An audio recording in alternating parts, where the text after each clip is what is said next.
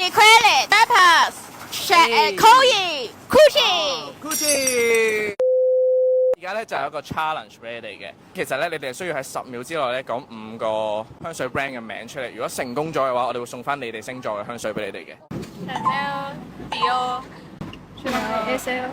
3個，所以挑戰係失敗嘅。Chanel、Dior、Jo Malone、Crystal、Decredit 同埋 Peppers、Koyi、Gucci。咁啊 Pandora Grace 成功嘅。我哋送支天蠍座嘅香水俾你，好唔好啊？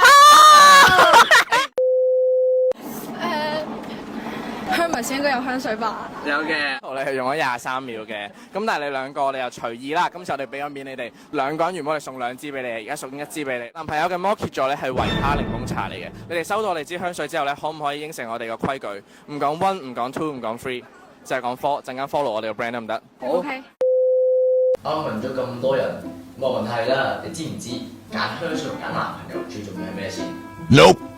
答案係持久。我哋每一支嘅香水都係香精香水嚟㗎，至少可以 keep 到8至12個鐘。除咗精油之外，我哋仲加咗種好加分嘅油，係好特別㗎，係我哋。我哋呢個品牌咧就做12星座香水嘅，咁如果想支持我哋嘅話，就記得我哋個名啦，Morphology，follow 我哋 IG 啦。